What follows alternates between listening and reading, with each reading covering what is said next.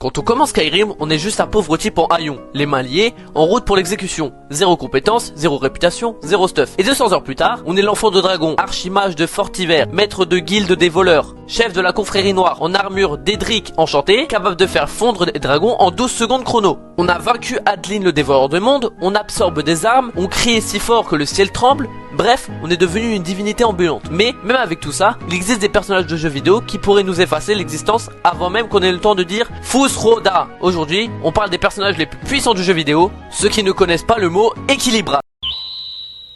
Dante de Devil May Cry, c'est simple, il ne chasse pas des démons, il les humilie. Il affronte Mundus, le roi des enfers, Agosax, le chaos, d'autres entités démoniaques majeures. Le tout avec un sourire arrogant et une pizza froide à la main. Fils de Sparda, un démon légendaire, Dante possède une régénération presque instantanée, une vitesse que l'œil humain ne peut pas suivre, une maîtrise parfaite de l'épée et des armes à feu, et une transformation démoniaque. Et surtout, il utilise sa moto comme arme. Quand ton moyen de transport devient une tronçonneuse géante, on est déjà dans un autre niveau. Bayonetta, c'est la définition du mot exagération. Sorcière capable d'activer le Witch Time pour ralentir le temps. Maîtrise totale des armes à feu, qu'elle porte également sur ses talons, invoque des démons gigantesques en utilisant ses cheveux comme catalyseur magique. Elle affronte Jubileus, une divinité primordiale capable de remodeler la réalité, et elle le fait en talons aiguilles.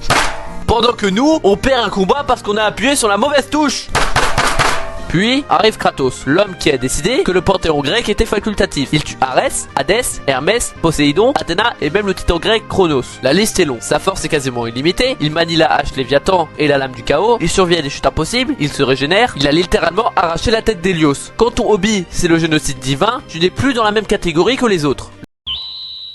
Le seigneur de la terreur, on le bat, il revient, on le scelle, il possède quelqu'un, on le détruit, il se reforme. Diablo est presque impossible à éradiquer définitivement, c'est littéralement le boss qui refuse de quitter la partie. Ganon n'est pas juste un tyran, c'est la réincarnation de la rancœur pure. Sous sa forme du fléau dans Breath of the Wild, il est gigantesque, il corrompt des machines antiques et il plonge Link dans un sommeil de 100 ans. Imaginez infliger un game over de 100 ans. Et dans Tears of the Kingdom, il est tout simplement divin. Déjà qu'en forme humaine il était monstrueux, mais alors là en forme dragon, il est à un tout autre niveau. Manus, le père des abysses, le roi sans nom, possède une rapidité extrême, des attaques imprévisibles, aucune marge d'erreur. Dans Dark Souls, le boss n'est pas là pour te divertir, il est là pour tester ta santé mentale. Sephiroth, c'est le calme avant la fin du monde. Sabre Masamune gigantesque, téléportation, télépathie, manipulation de l'énergie cosmique. Il invoque Météore et déclenche des supernovas, une attaque qui détruit des systèmes solaires entiers, et il reste parfaitement coiffé.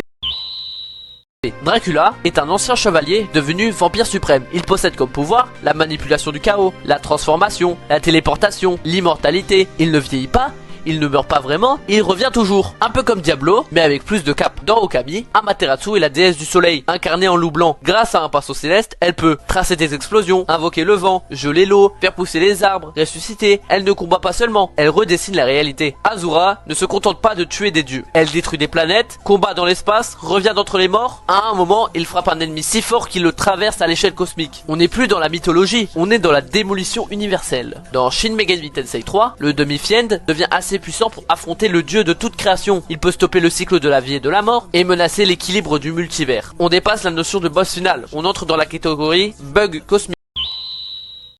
Et pourtant, le plus dangereux, le plus imprévisible, le plus absurde, c'est le grand, le seul, l'unique Kirby. Oui, Kirby, il est petit, rose, mignon, mais il est terrifiant. Il a vaincu des entités cosmiques, des incarnations du néant, des dieux interdimensionnels, et surtout, il aspire ses ennemis comme moi j'aspire un kebab. Mais passons, il copie leur pouvoir. Plus l'ennemi est fort, plus Kirby devient fort. Donc en théorie, il pourrait avaler Kratos, copier ses pouvoirs et devenir encore plus fort que lui. La boule rose est peut-être l'arme ultime du multivers. Moi perso, je le verrais bien dans le prochain Avengers, à côté de Tony Stark et de Thor. Mais au fond, la vraie question c'est, est-ce qu'on veut vraiment être invincible? Parce que si on gagne tout sans effort, il n'y a plus de défi. Ce qui rend un jeu incroyable, ce n'est pas la puissance brute, c'est la difficulté, l'apprentissage, la satisfaction après 20 essais, et peut-être la manette légèrement fissurée. Alors maintenant dis-moi, pour toi, qui est le personnage le plus puissant du jeu vidéo? Dis-le moi en commentaire, et abonne-toi.